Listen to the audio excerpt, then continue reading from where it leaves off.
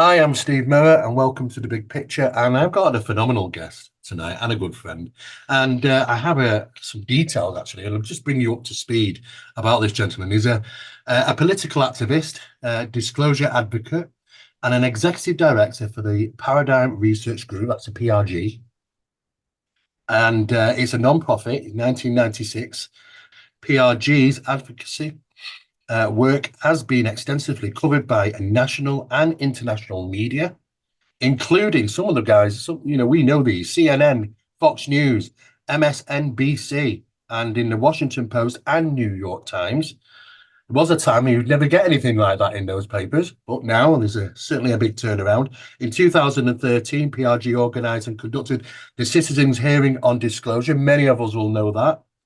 And at the National Press Club in Washington in November 2014, PRG launched a 2-year political initiative out of Washington, D.C., that injected the ET issue into the 2016 presidential campaign.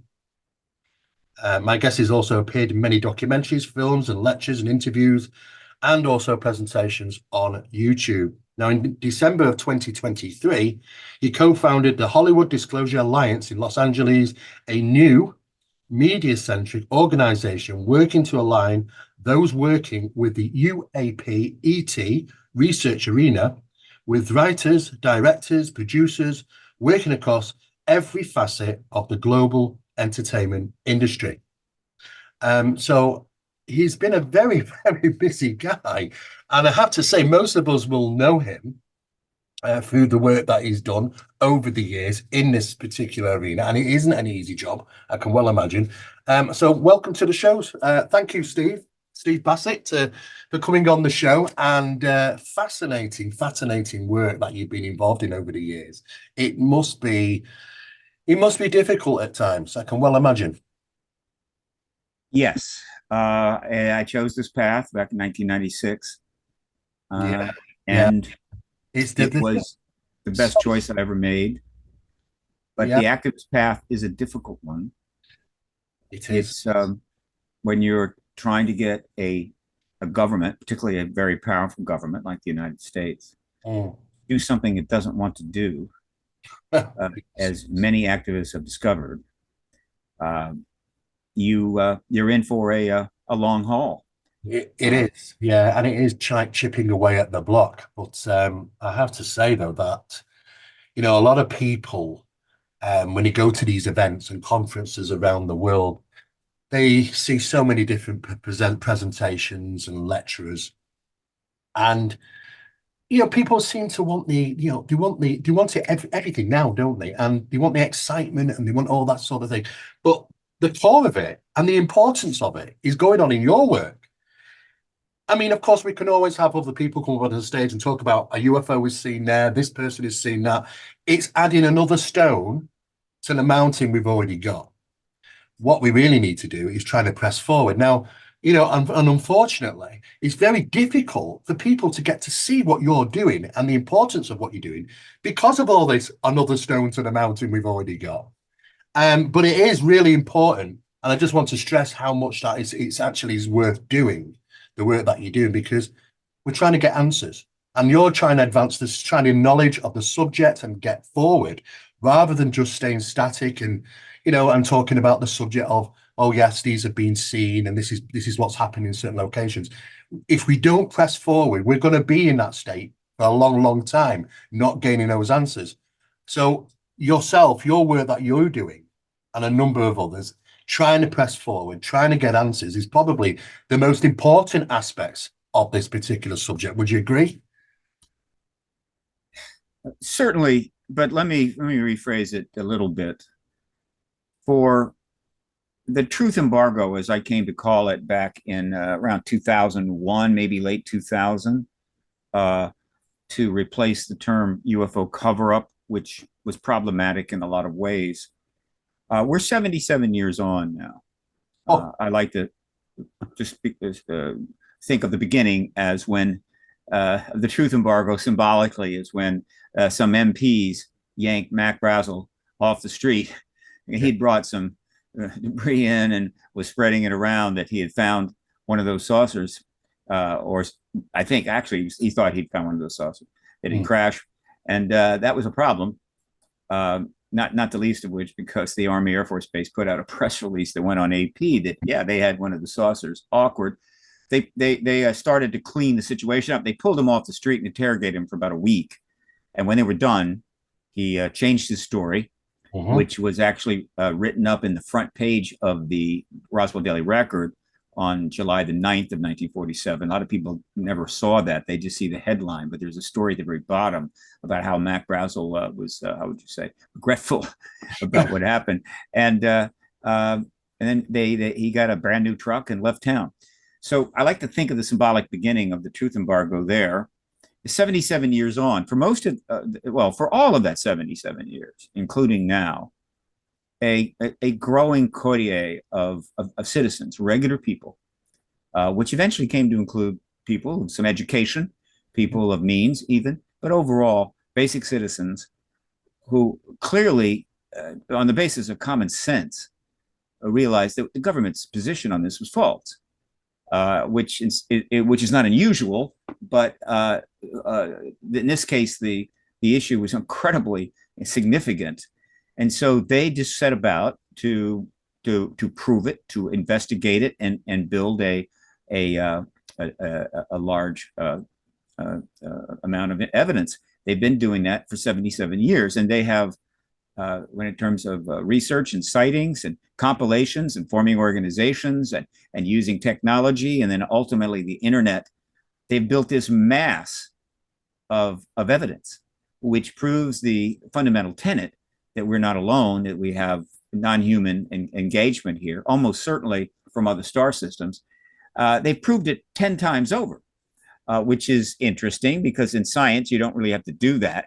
Once something is established as fact based upon a lot of research and peer review, that's it. But not in this case, because the government has denied the essence or the fundamental tenet of their work for this entire 77 years until recently. So there will be people that are going to continue to do research. They're going to continue to, as you say, add pebbles to that mountain. That is okay. And that will continue after we have formal confirmation, or what I've come to call disclosure, capital D, proper noun. But at some point, the government's position had to be challenged and reversed. And that, of course, is not about piling evidence of sightings and so forth, but it rather is a political matter that is left to the activist. And so the activist movement, of which I became a part in 1996, doesn't really get underway. I mean, prior to the very late 80s, maybe around 1990, there were some things that happened that you could call a kind of activist movement. Prior to that, some things happened during the Carter administration, but in terms of a growing public process in which the government is directly being confronted, it doesn't start. And I think that the activist movement begins with Stephen Greer's work in the very late 80s, early 90s. He had substantial resources. He had a great deal of knowledge about the issue. He was a contactee. And so he starts really kind of engaging the government, having meetings and what have you. So I think we could say that the modern activist movement starts with Greer at that time. And I jumped in around 1996. And so the activist movement is therefore 30, I guess what do you say, it's 34 years on. Yeah. It took 34 years to get to where we are now, which is we're very close to the prize. Yes. Now, what is the prize? Every activist movement has to have one. If you're the women's suffrage movement, it's the right to vote. If you're the civil rights movement, it's a civil rights act, and so forth. Every activist movement has that prize. This movement didn't really have a prize. It was not well defined in the early days. It was about more proof, more persuasion that the truth was there to be seen. But the prize ultimately came to be disclosure, the confirmation of the extraterrestrial presence by heads of state, which I worked very hard to try to find that prize because I knew that unless there was a clear, defined goal for public participation in activism, in terms of money, in terms of time, effort, sacrifice, they have to have a clear sense of what they have to accomplish. And that, of course, is disclosure, confirmation by the heads of state, which, of course, would mean our president. We are very close, 34 years on, to having that happen, which is not bad, because many activist movement takes a lot longer than that when you're dealing with something the government really does not want to change. Yes, and something so significant like this, as I guess it would be understandable. What's the way through, though? What's the way in, Steve? Was it the fact that it's not the amounts of experiences that have been officially documented by pilots and police officers and numerous different people, but is it about where the money is going and how that money, who's accountable for that? And the general public obviously are involved and want to know. Is that the angle through to start the process of questioning about where is the money coming from for the project? I'm not a big cui bono fan. It has its place. Follow the money and so forth. I get it, but I'm not a big fan of that. I think it's overstated.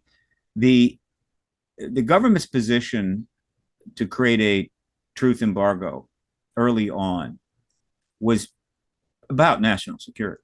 Absolutely. From the very beginning, from the moment that President Truman learned, from who we don't know exactly, could have been from probably General Ramey, that we had one of those vehicles that had been seen throughout 1946 and into 47 being reported, but not well followed by the public because it just wasn't the kind of media. There wasn't the organizations to get the information out. And so President Truman had a difficult decision to make. One of the most difficult any president has ever faced. By July of 47, his administration and our military that had successfully defeated an enormous enemy in World War II at huge cost, they were aware that the Soviets were in possession and developing atomic and hydrogen bombs, and would soon test an atomic bomb and ultimately a hydrogen bomb. They were aware that the Soviets had even more German scientists than we did, according to my reading. In other words, we had paperclip, well, they had paperclip plus. Yes. And so they were going to work on missile technology like we were doing. And so it was clear where things were going. It did not take a genius to know that the Soviet Union, which by then had established itself as a fundamental enemy of the West, was going to have a nuclear force, which capable of using missiles. And we were going to have the same. We were headed for, not surprisingly, another war, which is just what we do. Warring is just what humans do. It's like our number one hobby. And it would be very likely nuclear. So this is a huge national security matter. And literally, as they are becoming aware of how serious that this global issue is, this phenomena is appearing in greater numbers, and actually a vehicle crashes and we have it in our possession. And so Truman made the decision that we need to think about this. We need to see what we have here before we just go ahead and follow that press release up with, and by the way, there were bodies in the vehicle, because you see, that was not mentioned in the press release because the second crash site had not been found. If the press release that went out, Walter Haut, had the references to the bodies, then I do not think they could have saved it. They could have not turned it around. We would have had disclosure then. So that national security decision is essentially still in place and has been the fundamental motivator for the truth embargo from the get-go. And I understand why people look for other reasons, because over time, there were certainly other aspects to this. Yes. But ultimately, it was a national security matter. It still remains a national security matter. And so I don't ascribe the same amount of perfidy to it that some do. And while money is an issue, I assure you, for the vast majority of everyone that has taken a security oath to keep this and that and so forth a secret, they did so on the basis of service to the country. So I try to be a little more generous there because I think that's essential if we want the cooperation from government, from the DoD that we would like to have going forward. Yes, I mean, I can certainly assume the amount of money is probably more spent on the secrecy and keeping it from the public eyes as probably the programs that they're probably involved in. But there were earlier ones. There were some early attempts, Citizens Against Ufology, that movement, which was earlier on. But when Disclosure Project happened with Stephen Greer at the National Press Club, a lot of people thought, wow, this is it. We are gonna get those answers. You know, you got all these people saying, I will testify, I will testify. But you know, it fell quiet, and people got a little bit disillusioned in regarding, you know, how much effort is it going to take, or is it means that not one person's effort, but it's a consistent bombardment or never letting up the pressure to try and achieve some information, even if it's small trickle fed or if it comes as a big bombshell, you know, a big drop. It's a matter of obviously keeping the foot on the pedal and keep pressing forward. One of the fundamental requirements of any activist movement, particularly if it is at a very high level of significance and importance, is to keep hope alive. If you can't keep hope alive, you don't want to take the activist path.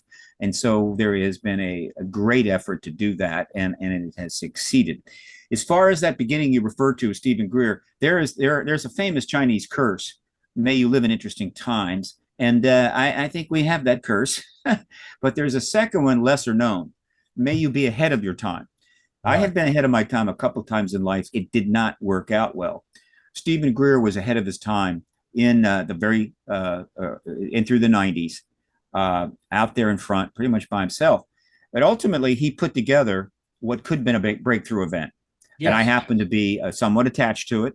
And I was there in the press club that fateful day in May of 2001.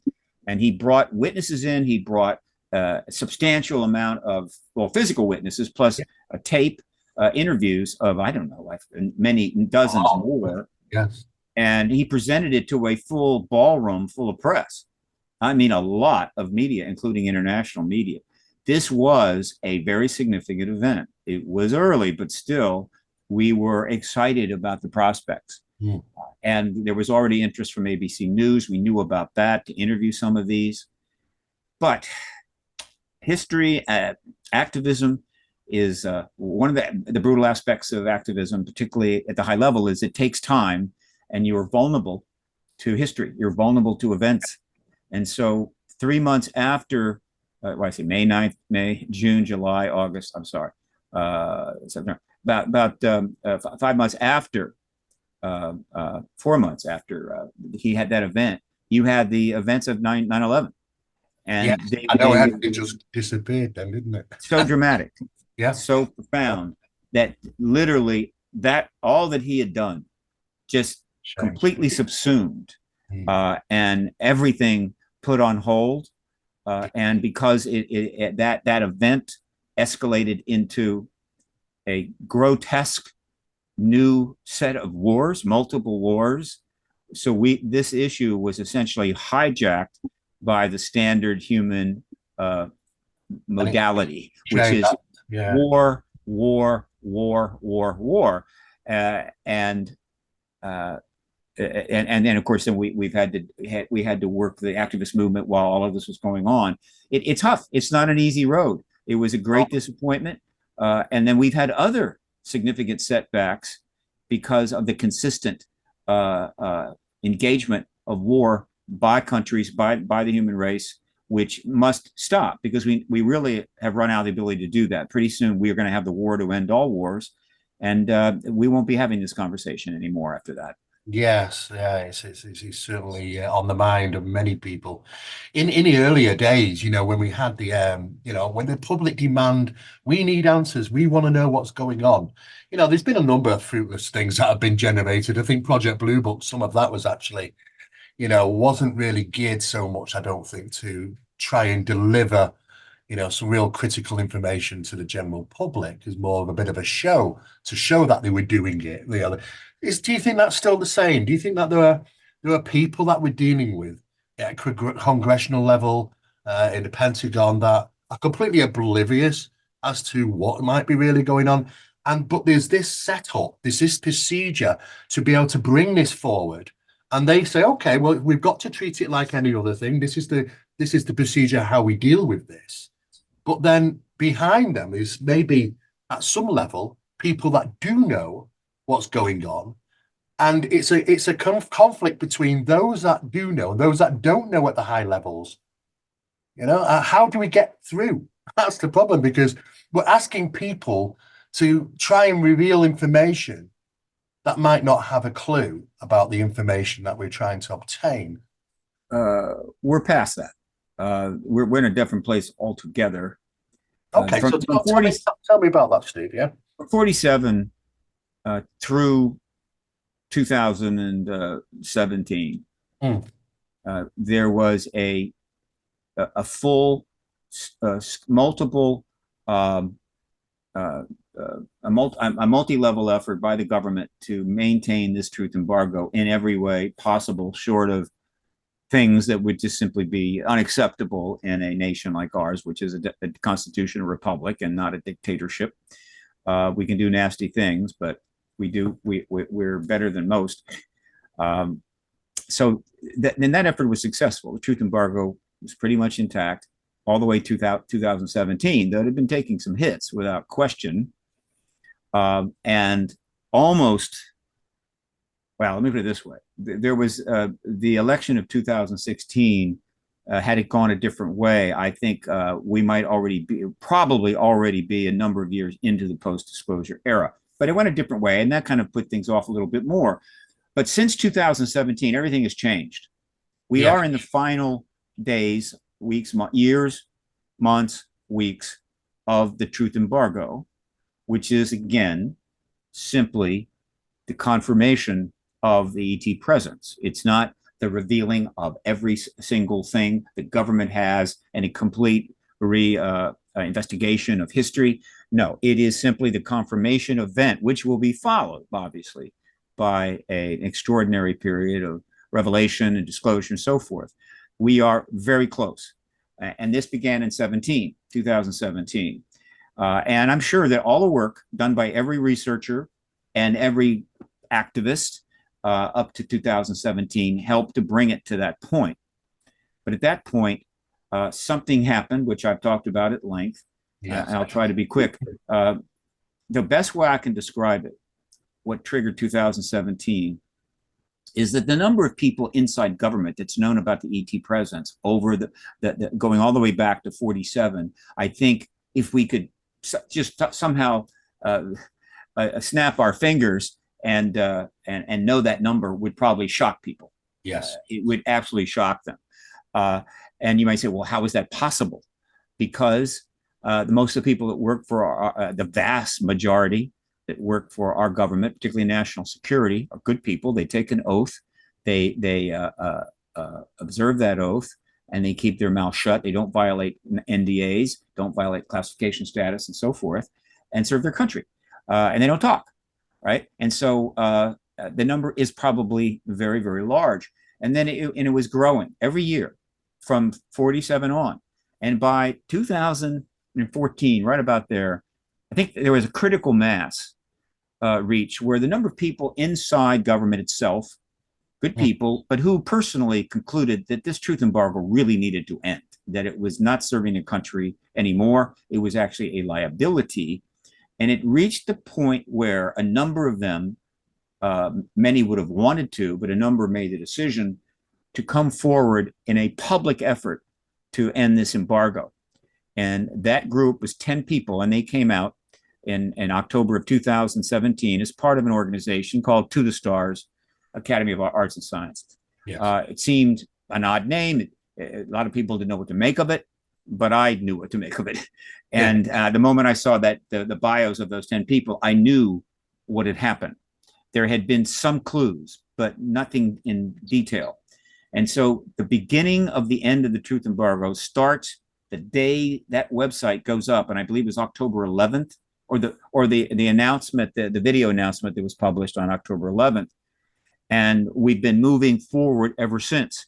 Now, it's taken 7 years because, once again, history stepped in and created significant barriers or diversions or whatever you want to call them, Yes. to the movement, and which has dragged it out. But after 7 years, we are once again right there at the door that we can walk through into the post-disclosure world. We need to make that final step, and that's where the work is focused. And there's a lot to be said about that, and I can go into it. Right. And have you had the opportunity to talk with any of those guys from the TTSA about what they were doing, their attempt? Yeah, I've talked with a couple, but it's easy to follow what they're doing because it's very well covered by the media. One of the things that is not surprising is that the media, which has always approached the issue with a certain caution and within certain guidelines, they simply wouldn't go outside those guidelines for various reasons, has now really taken the issue on and are generating huge numbers of articles about it, where maybe 1 in 100 is, how would you say, a bit snarky or debunking, maybe even less than that. So the media is fully on board. They're not prepared to go after the government with intense investigations, but they are on board. And I have to tell you that probably the largest amount of coverage of any nation, possibly even the United States, is in fact in the UK. And a lot of people don't maybe get that. Okay. I track the media coverage. It's one of my contributions to this. I started doing it in 2006, and using the internet strictly. No archive searches, microfiche, paper, none of that. But just using the internet, I started linking to articles about this subject, going all the way back to 47, though it was very limited. But starting in 2006, I started loading up these links on my website, paradigmresearchgroup.org. It's under resources. Yes. And now it's approaching 16,000. Yeah. And the number of articles that I have reviewed to achieve that is probably in the range of 4,000 to 5,000. It's a huge number, but a lot of them are just not significant. They're off, or the media, the article is generated is simply not significant. These are relatively articles from professional journalism, various levels, which includes news tabloids, but not the extreme tabloids. And let me be clear, the UK press and the UK people, which love their newspapers because they have a lot of trains and they like to read about those trains. The Daily Press, the Daily Express, the Daily Star, Metro, oh Lord, there's so many. I can't think of all of them. Yes, they have absolutely covered this issue constantly, and the number of articles is in a couple thousand. And so the UK people really have gotten a fairly substantial picture of what is going on. So they're not uninformed. Okay. Now the UK government, because it's gone along with the truth embargo that is being led by its good friend and most powerful nuclear nation in the world, the United States, has done very, very little to engage or stimulate activism. So the amount of activism in the UK is not great, and so people think, well, there's not much awareness there. I would disagree. I think if some of the newspapers would start polling the UK people, and really with good solid questions, do you think this phenomenon is real? Do you think it's extraterrestrial? Have you ever had contact? They might be shocked with how many people positively respond to that. And so I just want to mention that. And so anybody that goes to the media archive on my website, and they can search each year going all the way back to 1947, but certainly the last 20 years. And just by putting in word searches like Daily Express, right? Or so forth. Even the Times of London, which never covers it hardly at all. And then they can literally search all of the UK coverage, huge amounts of it, and kind of read what these papers are doing, and they are covering this issue extensively, and pretty much everything you need to know about what's been happening regarding this issue in the United States Oh is yes, in UK papers. yeah. We've been plentiful in regarding newspaper articles.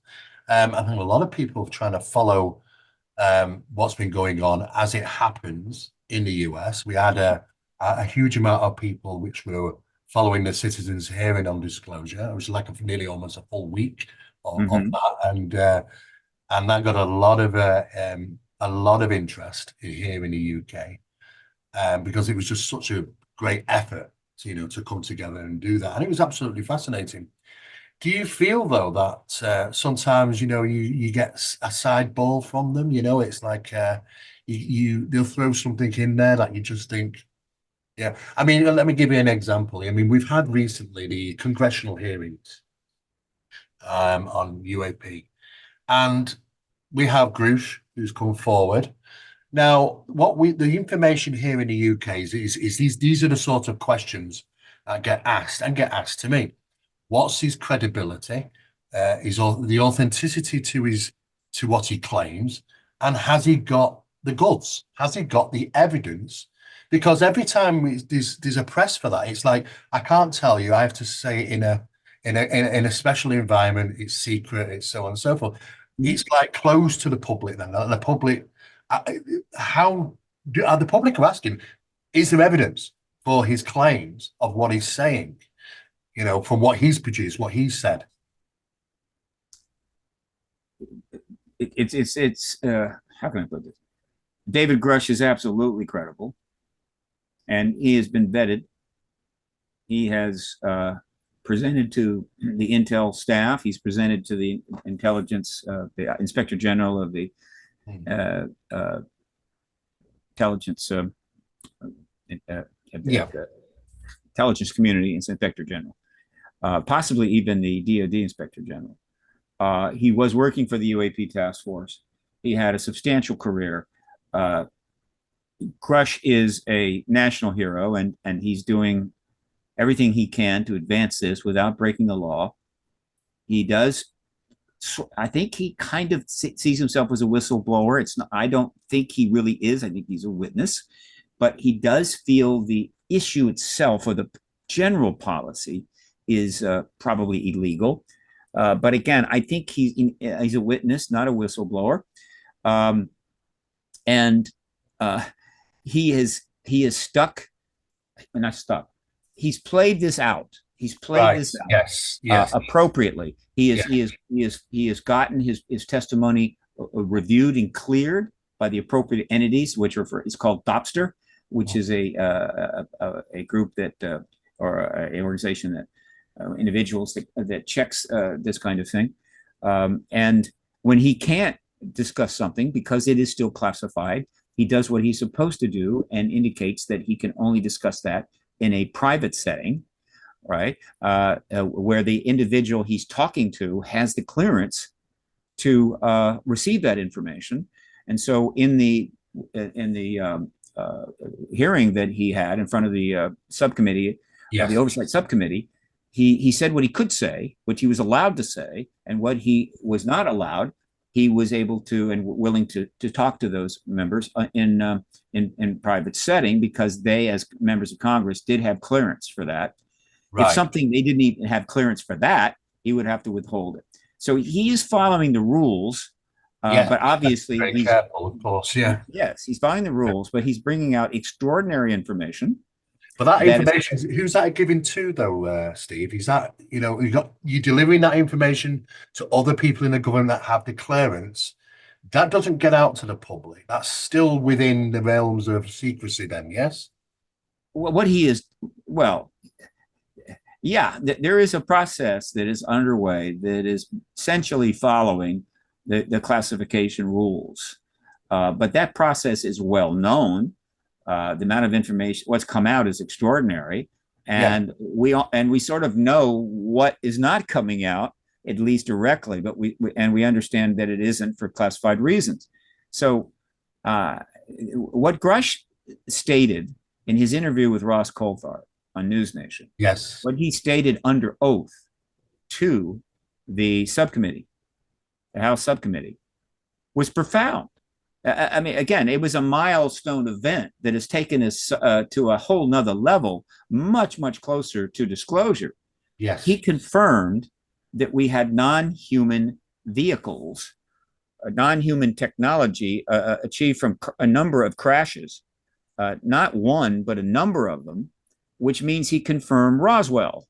Yes. And by confirming Roswell, he confirms the extraterrestrial presence. He even refers to the biologics, which again is referring to the bodies. Now, these terminologies are somewhat disconcerting for people that understand this issue well, but they are terminologies which make the point, but make it within a somewhat conservative context. In other words, they're moving forward and trying to stay in the center of the road and not go off road, because that will actually delay the process. And so they will not say extraterrestrial, they will say non-human. They will not say bodies, they will say biologics. But everybody in this subject, and a growing number of people in media, know exactly what they're talking about. So he's confirmed we have crashes that were of vehicles that were not made by human beings. He confirmed that under oath. That's well out there. All right. He even indicated he knew where those vehicles were, yes, which I don't think violated his agreements for clearance with Dobster, but might have. And then, of course, the members of Congress wanted to know where those locations are, and we're not sure if they know some of those. So that alone, massively to a whole nother place. Yeah. And so now people, well, are upset. Well, then why did he do this? Why didn't he say more? Well, look, he has done his job. He has brought this forward. I get it that the general public don't fully might understand what is at stake here, the necessary safety protocols you have to have in regarding keeping secrecy, and without stepping out into and giving out information that could land you into some trouble, of course. There's a special process. And I don't think maybe a lot of them understand that particular process, what it actually takes, what can be said, what can't be said. I think sometimes people just think, oh, great, come forward and just tell us. But it's not as simple as that, is it, Steve? They can't just do that. Well, it never has been. It didn't have to take 77 years, I assure you. But ultimately, once the process gets underway, it is complicated, and they're trying to do it in an orderly way. There's two things here. In the general public, right or wrong, and partially because our school system doesn't really put much emphasis on this, or a lot of other things for that matter, but the general public doesn't really know how government works at all. No. And certainly the national security structures, they don't understand it. But so we don't really get that in the UK. I mean, we House of Lords, Parliament, but it's probably, in the UK, it's probably considered one of the most boring things to watch is the people in Parliament or the House of Lords having some debate or another. Know that some things have been debated. UFOs have been debated in the House of Lords. But, the general public are disconnected massively from what they think the UK and what the government are involved in, that sort of thing. All we have is that the fact the MOD have closed down their interest in regarding the receiving reports of UFOs and things like that. And we are given this aspect here in the UK that nobody wants to know. If you want to know, it's all happening in the US. But I think below, the knowledge base, I think really what might be happening there is that the UK are sort of saying, okay, well, let the US take the reins, do you think?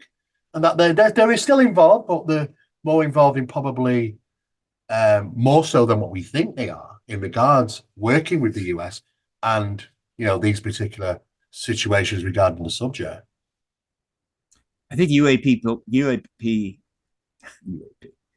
the UK public knows a lot about this issue because the press covers it relentlessly. Yeah. Okay, that's point number one. Point number two, you're right. the UK government has deferred to the United States going all the way back to the very beginning on this subject. Yes. Does the UK government know a lot about this issue? Yes, of course it does, because the UK government has always had a fairly fine Air Force, rather famous Air Force, and they go up and they check out these bogeys all the time, and they take gun camera footage of them and they archive it like we do here. And they have a very sophisticated intelligence service. The last I checked, I've watched the James Bond franchise, and so they know a great deal. But they have deferred to the United States on this. The UK people will have to decide whether that was a good policy or a bad policy, but that's what they've done. So that's kind of the position they're in. In terms of following government, look, the way it's supposed to work is that in democratic countries, whether it's what we have or whether it's parliamentary systems, is that the people try to elect, hopefully elect, individuals with skills and knowledge and good intentions and ethics to be able to run the government. And then they want them to do it. They don't want to have to watch them do it. They want to have their lives to lead. And so televised hearings about how to deal with this crisis or that crisis and so forth, it is boring. They have their lives to lead. Now, if they elect bad people, incompetent people, then there's going to be a lot of trouble. And then things get interesting. And then they have to kind of at least get up to speed on what's gone wrong and make a decision to vote in better people. So I'm not surprised that people are not sitting and watching this process in detail, though it's more interesting than most things, I can assure you. Oh, yeah, I can sure it is. I mean, we just don't get the airtime in the UK of anything that goes on in the government, really. The only things we might see is on the news. We'll see some news teams have been there and little bits that throw up when they're talking about certain things that are going on at Parliament. But, we don't get nothing like the airtime, that like the congressional hearings got, an example. We don't get that. And I think what's important is that there's people like yourself, like the middleman in a sense of speaking, that can relay what's going on at the government level and put it into a bit more layman terms for the general public. Because I guess that that divide is, they don't completely understand the process of what all that takes place. One of the key jobs of the activist is to explain important developments to the general public in a way they can understand. Yeah. So that they can either get involved or pay a little more attention to what government is doing. That is one of the chief jobs. Is communications. And that's where my focus has been. It's been almost all about communication. I did not have the resources to challenge the government in a more sophisticated way, create a think tank early on, get in a staff of 30 or 40 people, rent brick and mortar. No, but nevertheless, educating the public and communicating was my role. And I was very lucky, because I entered the field in 1996, and very shortly after that, or literally as it was coming into play, you had the emergence of the internet and email and AOL and so forth. And so right away, I had access to that, which is an extraordinary thing, without question. And that was then followed up. Well, the internet just expanded and exploded, became worldwide. And then you have social media coming in 2003, 2006. And then you have the broadcast.com, where radio stations can be watched or listened to on the net. And then, of course, you have the podcast revolution. These are all transformative trends, and every single one of them is a huge tool for the activist. Now, it's also a tool for the propagandist and the ice bucket challenge and all kinds of other stuff. But the point is that one of the reasons I'm approaching 2,000 interviews is not because I'm at radio or TV. I haven't been able to get on the big shows like CNN for some time now. I'm hoping they'll get back to me one of these days. But you can now get this message out over and over and over again. And not only that, unlike the early days, the stuff is archived. I was once interviewed on CBS News back in, I think, 1970, and it was really cool that I got to watch myself on CBS, Cronkite. But that thing then went into an archive or something in CBS, never to be seen again. Yep. And I think if you want a clip like that, it costs like $5,000. Now everything is archived. So since 1996 going forward, you have this growing mass of interviews and information and so forth from people that are being archived. And then YouTube, of course, is another breakthrough and accessible. And Yeah. so one of the reasons the truth embargo's fate was sealed pretty much at that point is that there was just nothing, they couldn't stop it. I mean, you couldn't stop it in a strong dictatorship, and you're seeing that happen. But in a democratic republic like ours, including the UK, now there's this massive hundreds of thousands of God knows how many hours of interviews and information being passed around in every form. And you've got cable television coming in and so forth, documentaries that are available online. And so the truth embargo, it's amazing that it has lasted and still in place technically as of 2024. It's astounding. So, but it is because it was intensely pursued and maintained, but its days are numbered. And so, yeah, so communication is key, and that is one of the reasons this thing is ending. So you don't think there's no backpedaling now? Yeah, it can't happen anymore. I mean, I know you've been at this for a long, long time. I mean, I've been at this subject for 41 years, and you've been at it constantly, just pressing and pressing. And of course, things started moving, especially when it came to the congressional hearings.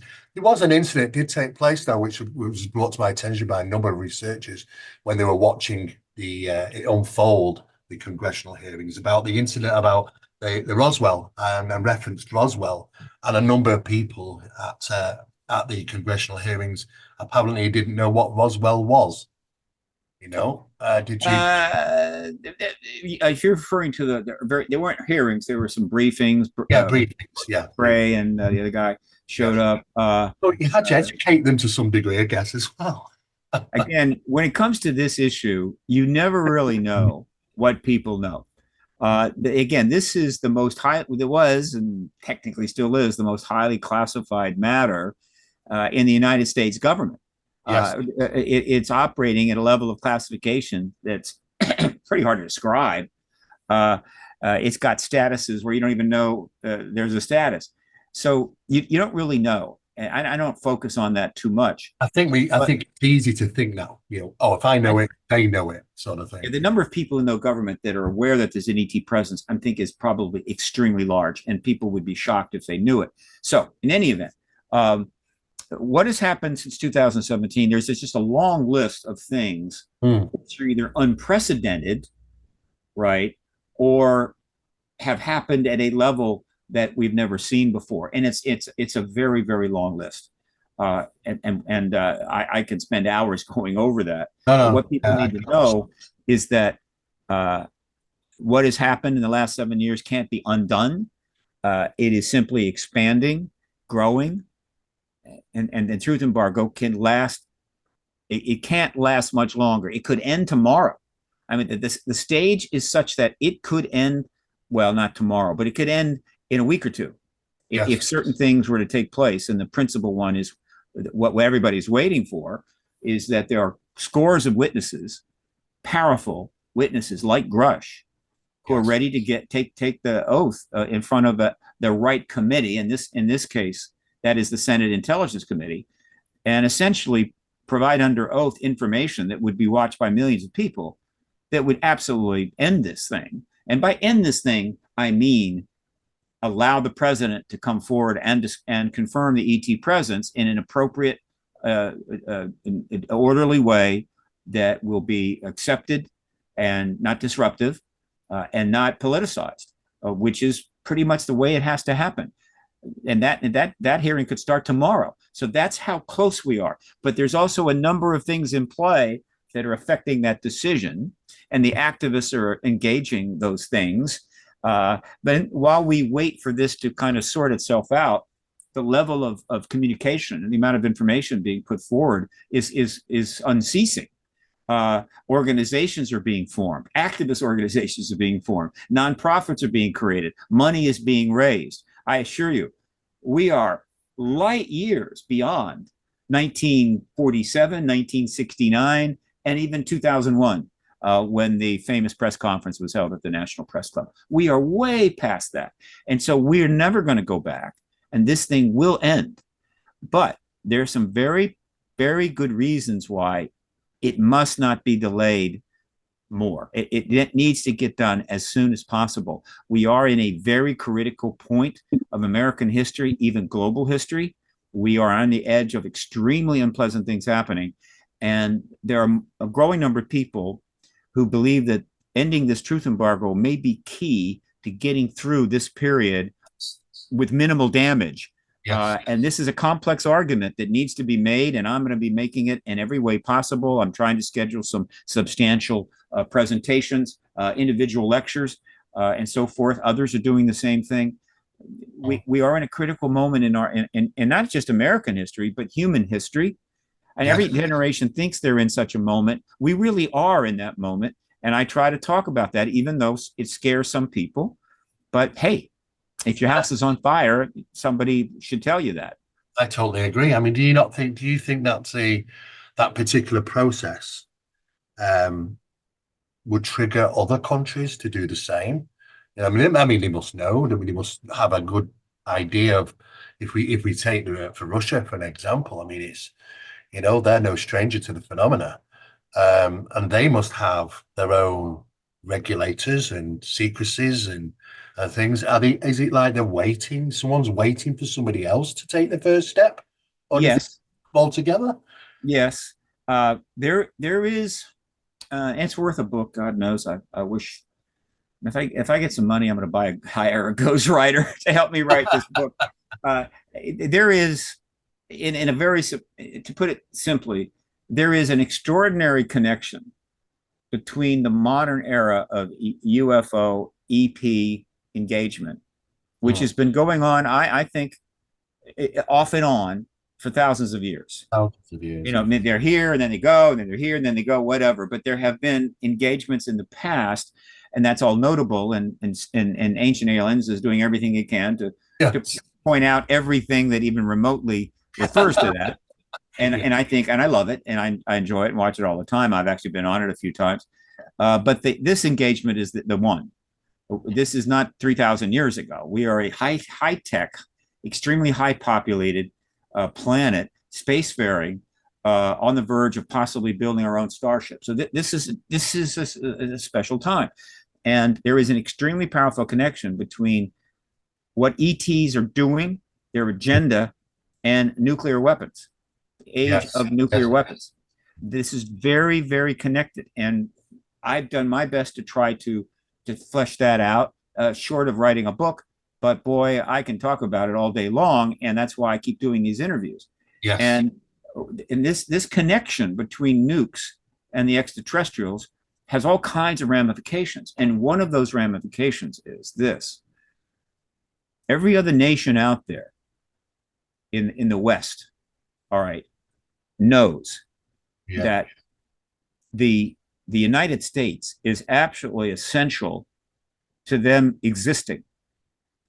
In other words, without the United States' enormous power, military power, which includes the I think, the second largest nuclear arsenal. Again, at one point, the arsenal worldwide was 80,000+ nuclear weapons, which is rather grotesque. Now it's down to a more manageable, I think, 25,000, still more than enough to pretty much end our civilization, but less. We have, like, the second largest power, but an extraordinary military in general. And we are the bulwark between the West and the non-Western, essentially communist countries. Though Russia is not communist anymore, it's acting increasingly like the old days. But in any event, and so they're not going to undermine us. They're not going to preempt us on this issue. It's too important, too big. And so the nuclear, our nuclear deterrence, protecting all democracies, both whether they're in the West or whether in the East, there are some in the East as well, is very much part of their decision making. And I totally respect that. I understand that. So they don't look for any other country to really try to take the lead. Now they have hinted, they have done a few things to kind of bump it, right? Without question. But in terms of really moving forward, is Sunak going to come forward with a full-blown press conference and confirm the extraterrestrial presence and bring forward, I don't know, 50 hours of gun camera footage from UK surveillance planes? No. I would be astounded if he's going to do that. Will he be criticized after disclosure? Why didn't you go first? Probably. But this is the nature of the world we're in. It's not that just ETs are here, which would be pretty cool. Yes. But we have been on the edge of nuclear destruction for decades. Yes. That's really the situation we're in. And these two are connected. And one day it's all going to be sorted out. And I hope to help in that process. And I have many colleagues that are going to do the same. But the one point I like to make to just an average individual who's trying to figure out what the hell is going on is this. Understand, one day you're going to learn of the incredible connection between the development of vast nuclear weapon arsenals and the threat of nuclear war, which gets underway around 1947. Certainly when in 1945, when we dropped the only 2 bombs on human beings, and the sudden explosion of ET activity that occurs almost immediately after that. One day you're going to learn that, and things will become a lot clearer. Yes, I can imagine. The management, though, for disclosure, that's quite a scary thing. I mean, we're dealing with a world where, it's very hard for even people to come together and think and decide to do the same thing. So many various differences of opinions and religion, the economy. It's going to be, I assume, a massive implications disclosure could bring in regard to those things. So how's that managed? Who manages it? How's it managed? I mean, is it people? And do you think there's people in the background now rushing around trying to work out the plan of action? How are we going to do this? How's it going to be managed? What resources is that going to take? Do you think that's going to be happening, Steve? Absolutely. Every nation in the world that has the technology to sophisticatedly try to game out future scenarios, it's invariably involving very, very good computers, what we call supercomputers or whatever,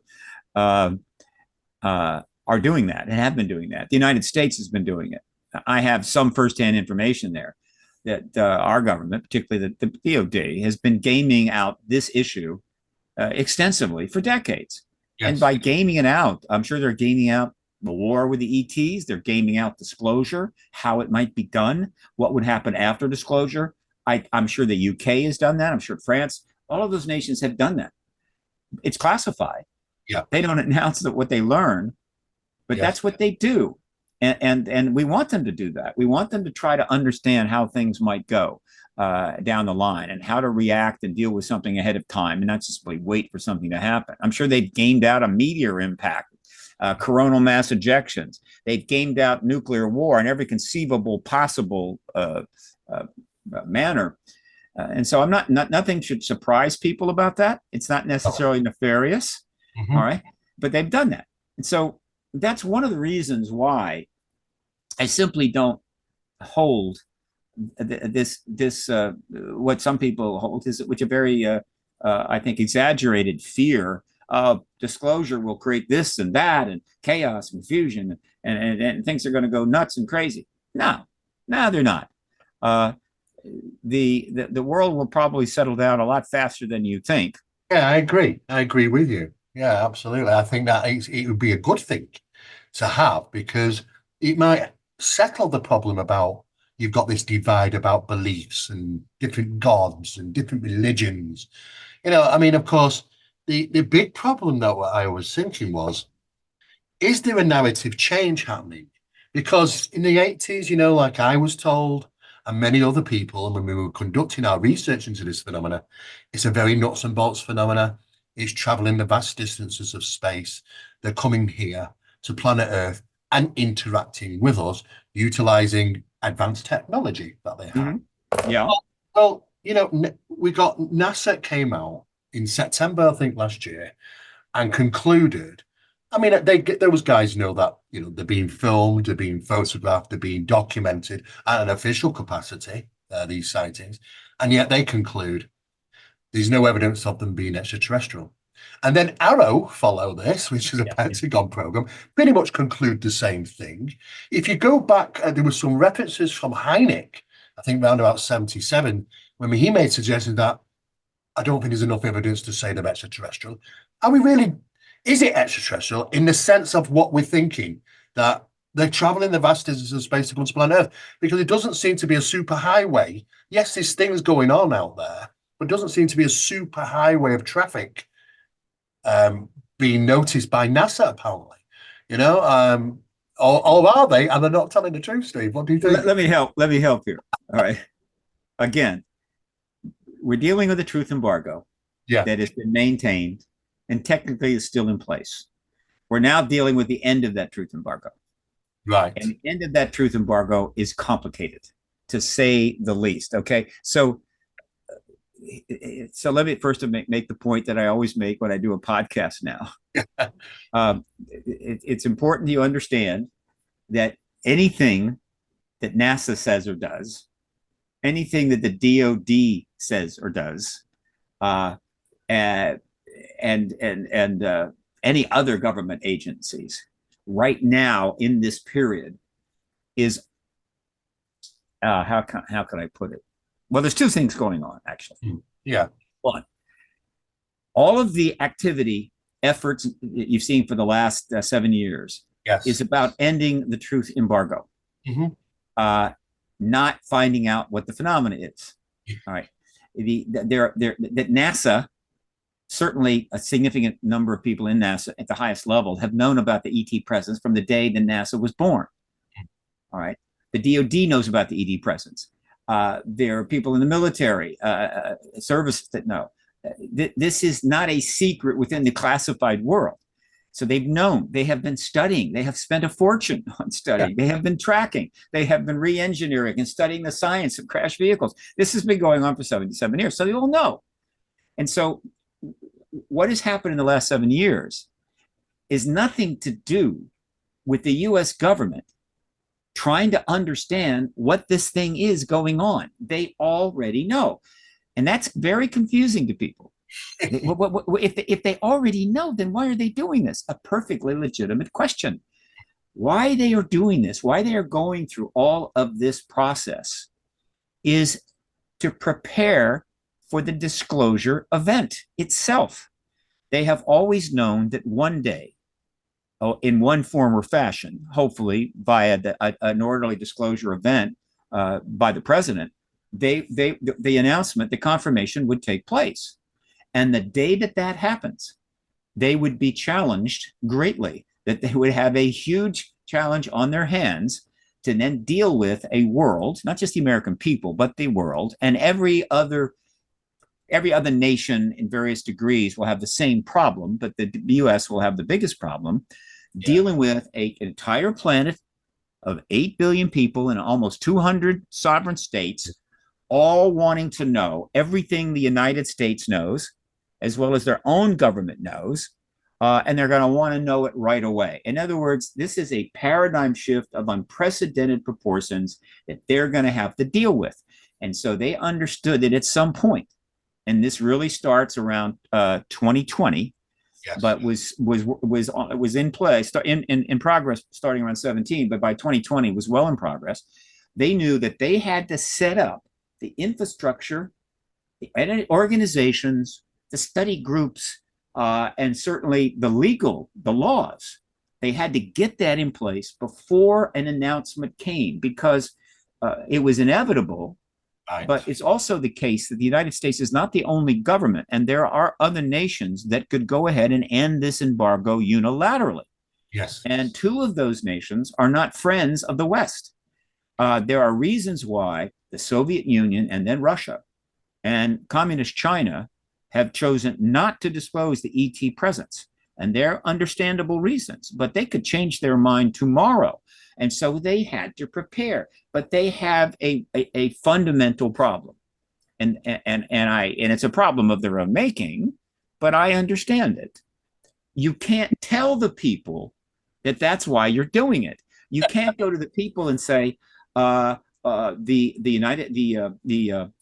need an organization. We need something like Arrow or the task force. We need a director for it. We need to pass some laws involving how information can be moved around and witnesses protected. We need the NASA to kind of get involved. We need this, we need that. They can't go and say, we need this because you see there's this extraterrestrial presence here and we need to prepare for the announcement, because that basically is the announcement.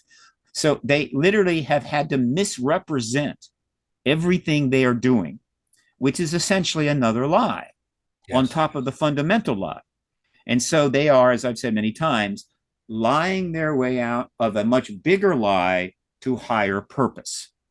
Now, you may want to ask, well, why are you spilling the beans, Steve? If you believe that's the way that has to be done, why don't you just keep your mouth shut and not say anything and let them go about their business? Two reasons. One, there's still a chance that they could change their minds. Yes. That somebody could go, wait a minute, now let's don't do this. Let's see if we can go back to 1969. Okay, that's one reason. And the second reason is that, in my view, it's better, to the extent possible, that the people of not only the United States, but anywhere else, know this. In other words, they know that they're having to misrepresent this, to lie about this in order to get it together, right? They can't just come out and say there's an ET presence now, let's start passing laws and so forth. No, there's way too many interest involved here, way too much history. It's simply not going to work that way. But to the extent that the public knows that, they kind of understand why they're misrepresenting this process, which makes it more authentic. In other words, there's an authentic quality to that understanding, meaning, okay, I get what you're doing. As long as this leads to you ending this embargo and starting to really tell us the truth, starting to really bring out the information, the true information, technology, everything else, I'm going to give you a pass. Yes. If that isn't the case, if people don't get it, then, and when disclosure does happen, they're going to find out not only has the government been lying about the entire issue, the presence of this extraterrestrial, since 1947, 77 years. Not only are they going to know that they lied about that, they're also going to know that everything they were doing to set up for it was also a lie. And that's just going to make them even more angry. And so that is a kind of way of explaining why I'm on this kind of mission. And I'll tell you, I am trying to get on some of the more extensive shows. There's some really big podcasts, and there's of course the usual network programs, which I've been on in the past, but I'm not having much luck. For some reason, there doesn't seem much incentive to bring on old Steve to actually give this message out. Yeah, and I can get that. I can get that. Yeah. Right? But I've got the podcast revolution. I got the podcast world to go to, and I'll continue to do podcasts until maybe News Nation or somebody else or Joe Rogan or whatever says, hey, we'd like to hear what you have to say. Because no, this is not getting out there. No, there are just, I don't know of anybody else that is pointing out what to me is eminently obvious, that they already know this is preparation for disclosure, and that's fine, and I'm happy about that. But disclosure is still not inevitable. Maybe some people see it. Maybe some people see it, Steve, that, the continued efforts over the years at trying to chip away at this with numerous different hearings and disclosures and, are people seeing it as they are failed attempts, or rather than it's another brick in the wall to succession? Because I know I've talked to people and say, oh, it's never going to happen because they keep failing. They never give us anything. They never give us anything. But is that just because they don't understand? They don't realize that it actually is pressing forward. It is moving forward. But to them and their knowledge, they think that they're just failed attempts, not getting anywhere. You can't simplify that much to what people are going to know in terms of the general population. But I should make one point. The government's actually given out a lot of information. A lot of people don't. People may not be aware of it, but huge file tranches have been released by the FBI, by the CIA. If you go read them, you're going, oh, it's so much of it, overpopulated. I think what the real good thing is, when the all the Pentagon stuff came out, the pilot sightings, the Tic Tac UFO sort of thing. The good sense was it was in the public domain. The subject of UFO wasn't really the elephant in the room subject anymore, because you could point to, well, do you know what? They confirmed it. These things, they're unidentified, they're flying, they're objects. They don't know who they are. They don't know where they're from. I wanted to ask you what your views and opinions were regarding the Tic Tac phenomenon, because the community in the UFO community in the UK, I certainly say for the UK, is split in regarding what they believe the constitute these Tic Tac UFOs. Some say it's technology because it cannot move at incredible speeds. Da da da da da. It's got to be the phenomena. Others are saying it's advanced unmanned aerial vehicles launched from an undersea, some type of submarine, maybe, or something like that. They have the capabilities of flying, transmedium travel, that sort of thing. I mean, the whole scenario, Steve, the pilots are allowed to talk about it. The press are allowed to cover it. There seemed like there was an effort to get the information out as opposed to keeping it quiet, like they would normally do many years ago. You brief your pilots, you don't say anything, you're not to talk about it. Seems like that was kind of the opposite situation in regarding those sort of things. I'm just wondering what your views are on that. Pretty straightforward. The 3 gun camera clips that were brought forward as part of that extraordinary time in 2017, which began what is the end game to the truth embargo, were gun camera clips. What was important about them is that they didn't confirm extraterrestrials were here. We don't know what was in those clips. Yes. What was important is we didn't know what was in those clips. They were unidentified, but they were in fact gun camera clips from what? Our F-17s, I think it was F-17s, are Air Force planes, the ones that go up and intercept these things. And then, of course, they film it, not just a few seconds. They'll film it for an hour if they're up there. And these clips of unidentified objects that we're tracking with our surveillance systems and so forth, they're in the thousands. Yes. They're in the vaults. Yeah. So they are basically symbols. They were representative of all of the gun camera clips we've accumulated over the years, which is part of the vast tranche of evidence the government has confirming the extraterrestrial presence in the collective. And these go to the New York Times, and they again then put up on the website to be seen billions of times over the next 7 years. That's what that's about.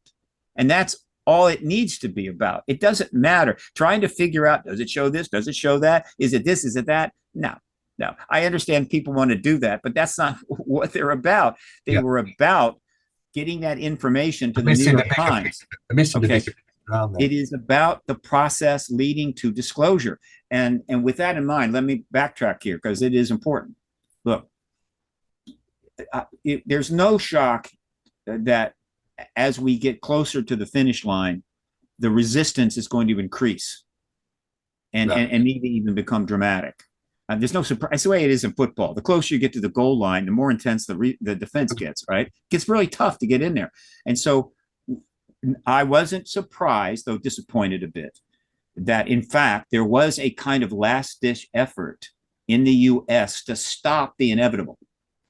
And it's a complicated story. I've talked about it at length in many podcasts. But at some point, because we were making so much progress, the Department of Defense and the government contractors that are in possession of much of this technology tried to stop it. Right? They just saw the train coming, and they rushed out and started putting their hands up and said going to stop the train. Look, the two things happened. One, the Schumer bill, which was really the final legal infrastructure we needed. It was pretty much the entire package. He put it right out there, stuck it in their face. He had his reasons. That bill really shook them up, and they said, "My God, we've got to push back against that." And so they went to substantial lengths to reduce that bill to a basic bill. Took all the powers out. It was obvious why they were doing it. It was obvious who was doing it. And in that sense, they outed themselves. Yeah. So that happened, and it was a bit of a pushback, a bit of a setback. But then Schumer came back and gave put into the record in the Senate that he wasn't done. They were going to continue to go after this. That shook them up some more. And then they did something even more draconian, taking advantage of a good man, Sean Kirkpatrick, who was very unhappy with what happened over that year and a half. I don't think he knew what he was getting into, and if he did, it probably was worse than he thought. Using him as the signatory, they put out this bogus study, which completely misrepresented what was going on. It's almost completely a lie, as an effort to hope that they would slow things down or maybe stop it. And that's what people saw. I get it. I understand why they did it. Will it work? No, it will not work. Right. So so now, if anybody in NASA or something comes out that says there is no evidence, that's not true. If the ARROW report says there isn't enough evidence, it's not true. These are bold-faced lies at the last minute, desperation attempts, Hail Mary passes to stop the inevitable from happening. Yes. And because of the internet, which I'm afraid that NASA doesn't appreciate and the DoD doesn't appreciate, because overall they hate the internet. By and large, people at high level positions are not on the internet. They don't have Twitter accounts, and they don't get it. They don't understand how powerful it is. They don't have an understanding of the social media engagement and the interest level of the general public via the internet. And so they kind of just walked into that. Yes. And of course, the internet is just shredding all of this and making them look like fools. So I wouldn't overreact to that. It will not work. Disclosure is coming. I don't know what else they could do to stop it, other than shutting down the internet itself, shutting down a lot of alternative news medias, and rounding up people and putting them in stadiums. And so short of that, it's not going to work. Okay. The issue right now is this. Oddly enough, didn't have to be this, but that's the way it works. Is this: we're going to get disclosure.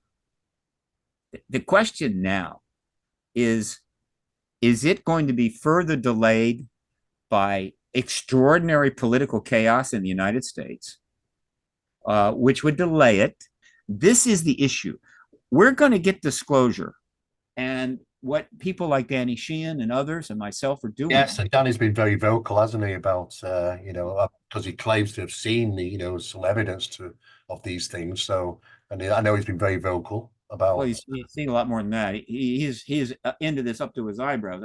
Danny Sheehan is all over this. He's probably the most connected person dealing with more people in DC as a civilian than anybody else that I'm aware of. And so this odd situation is in some ways it's kind of amusing, and in some ways it's almost tragic.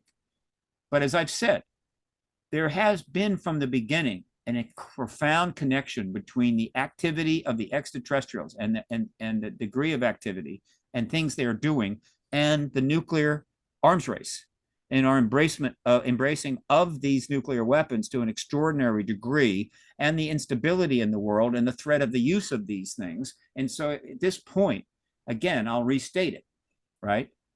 Barring a nuclear war, disclosure is inevitable, right? Yes. And the second point is the one thing that has the most power to potentially derail this process leading to a nuclear war, to bring about a reconsideration, re-examination, paradigm shift, worldview change, whatever the hell you want to call it, to bring about something of a significant magnitude that we could actually step back from this seeming move towards a nuclear war, is disclosure itself. And so in that sense, disclosure becomes existential. Well, yes. Don't get it. It's not a matter of getting it. We have to get it in time. That's kind of what's happening right now. And I have to tell you, I watch the news. Yeah, it's which horse reaches the line first, isn't it? And this message is not out there. It's simply not being said. And I'm not criticizing people that may understand this and are not saying it. I'm simply saying it's not being said, and it needs to get out there. And I just wish I was in a better position to really make that happen. I need to work harder to try to get this message forward. but I have my limitations, and there's still plenty I can do, plenty that's going on. But this is, I don't know how to put it more simply than that. You can't. Yeah, Disclosure no, is no, inevitable, no. and but the question is, will it come soon enough? Yeah, that's a very big question. I know that there was something significant of importance that you wanted to show and share with us, Steve. Oh yeah, yeah, yeah. Look, this is just a glimpse of one of the things that's going on. One of the little examples of why this isn't 1969. All right, and this is just one of many. Recently, at a very important uh, a meeting in New York called SALT. Right, look it up. Yes, Uh, I watched the presentations by numerous different people. yeah, uh, is my understanding. I could be wrong, but I believe that David Grusch was supposed to be one of the speakers. Yes, he And was. obviously, that would have been quite interesting, certainly. But he had to cancel. I It know. would not surprise me if the reason that he did cancel someone at the last minute was because he is still continuing to get death threats, which is becoming kind of a national pastime now. It's like, if you're not threatening somebody with death, you're just not in the game. I don't know, but I hope this subsides because it's getting to be rather dreary. But so he was replaced by a highly accomplished individual with both military and private sector background by the name of Carl Nell, Colonel Carl Nell. And he was interviewed, and it was clear that it was arranged in advance. He was going to be asked a particular question, and he had a very clear response to it. And that response is notable because one, he goes to great lengths to give his credentials, which are quite substantial. Rat a tat tat tat, and then he goes into his view on this presence.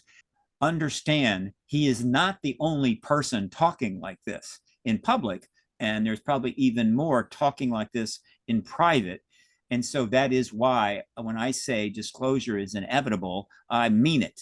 Well, you're in a unique position, Steve, with the information that you have and the work that you've done over the years, is to be able to tell that story of the transition, of how we got from that, how we get to this, to current day, and of course, is that what you were working on, on your new book?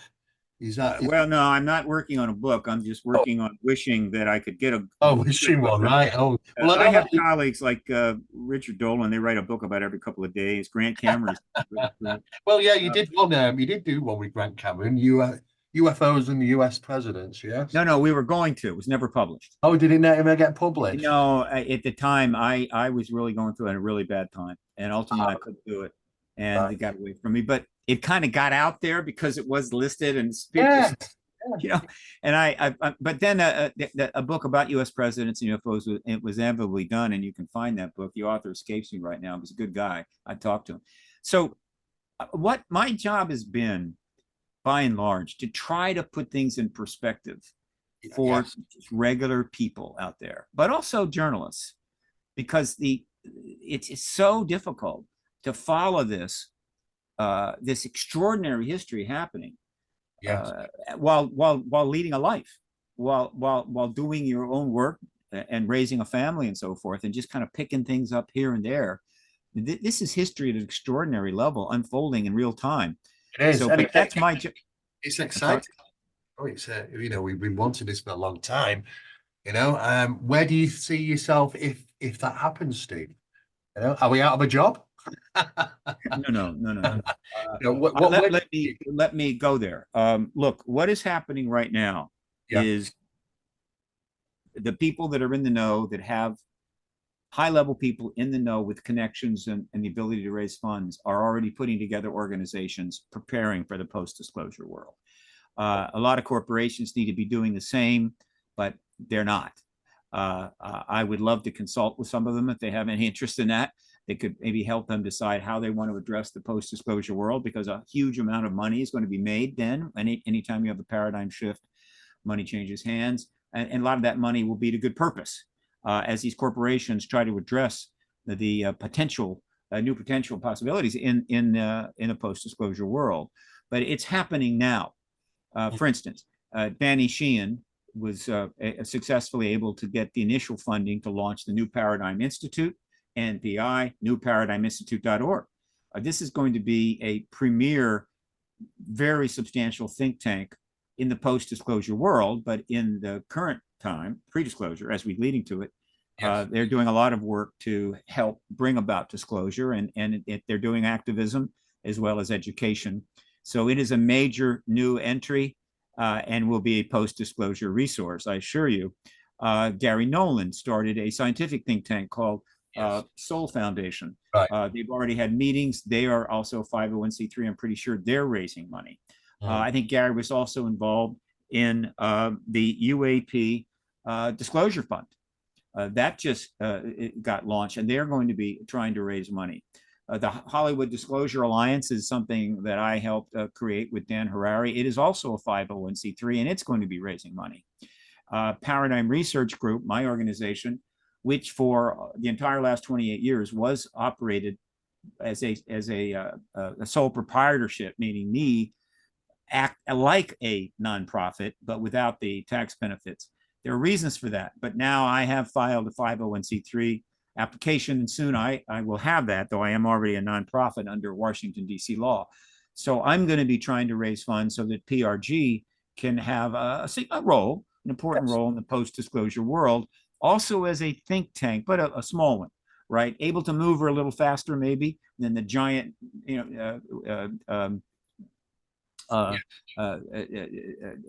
paradigm. Does the Vatican have a play in this somewhere? The Vatican will undoubtedly have a substantial. The New Paradigm Institute is what I was trying to say. The Vatican is going to have a very substantial role post-disclosure. I assure they will be very aggressive. Well, what's interesting is today we had a number of postings that went out, and it was Harvard professors basically saying that there was an advanced ET presence on Earth. Really? Was that an article today? I have not seen that. I'll send you the link over. God bless them. Again, people are coming out from the corners of the closets. They're coming out and basically saying that we should never do before. The amount of people in high positions, scientists, and saying that are backing up that there's, that the time is a bit. I think everybody was waiting for something. It's just like they've all been kept back, waiting. Well, what they were waiting for was a breakthrough on the government side, and that starts in 2017. It really gets underway in 2020 with the first legislation sponsored by Marco Rubio, and then we had more legislation, and Chuck Schumer gets involved. You've got massive political engagement in the public sector by the internet and podcasting, and God knows, just that's what they were waiting for. The government of the United States is now actively involved in ending the truth embargo. The number of people in Congress now that have been briefed and already know that there is a non-human presence is very, very large. I assure you, and that, of course, is what we want. There is a bit of a glitch, not a glitch right now, in that many of the people in government, working members of Congress and some of the staff, are taking a position that what they want now is not necessarily for the information to go to the public, after a disclosure announcement by the president. They want it first, meaning we need to know all this first. Yes. Because our job was oversight, and we're members of Congress, and we need to know this, and then the public will get it later. I get this. I don't think it's going to work, but I understand why they're thinking that way. I hope they'll move off that position. We need disclosure, and we need this information to start coming out. The Congress will be getting it too. They already know a lot. They'll get more. The idea that they have to get the full Monty here, no. And so that is a bit of a glitch in the system. Yes. But what they know now, and the number of people that know it, I assure you, is huge. And so the idea that the truth embargo can somehow continue, no, it cannot. So we're almost at the end. But one message I want to get out there is that, when it comes to, there are, and it's, I think very, very important.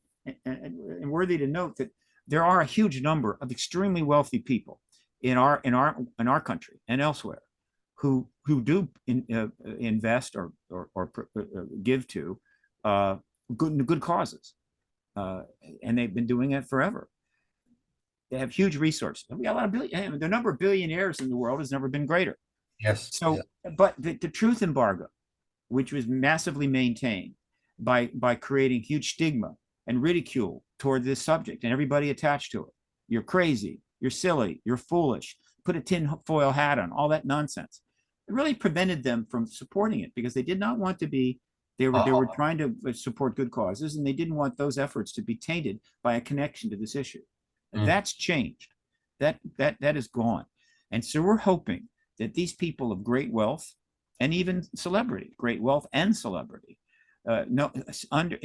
seeing that the stigma is gone, will realize how important it is for them to put resources into the nonprofits that are being formed to try to represent the public's concerns in what will be the greatest transition and paradigm shift in human history. Oh, yes. And they will step forward to support New Paradigm Institute, the Soul Foundation, the UAP Disclosure Fund, Hollywood Disclosure Alliance, and even little old Paradigm Research Group, because we have devoted, in many cases, our lives to getting this truth to the world, and hope that this paradigm shift will allow us to change our behavior and get off this path to destruction, violence, and human deprivation, which we seem to be pursuing relentlessly against our own interest. So this is an extraordinary time for extraordinary change, but extraordinary change simply does not come free.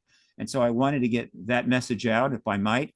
ParadigmResearchGroup.org, HollywoodDisclosureAlliance.org. If you have a substantial background in the UAP issue, research, journalist, docs, whatever the hell, and you think you'd like to be in the Hollywood Disclosure Alliance, you can get in touch with me or Dan Harari, and we'll take your info, and you might very well be part of the alliance. And also, if you're in the film industry, entertainment industry, but you really are interested in this issue, want to help create product or content, again, get in touch with us, and we could bring you into the alliance. It doesn't cost anything. We're just asking for your bio and photo as a founding member, endorsing it, and wanting to network, because that is the value. You will be part of a growing network of people that are going to create content to inform the entire world in due course about the history of this issue, the presence of this issue, and the future of it.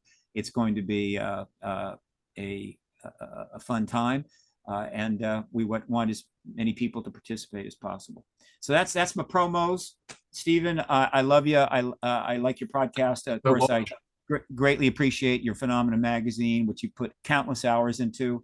You're a paradigm warrior, and I look forward to also, talking with you again, but maybe in the post-disclosure world.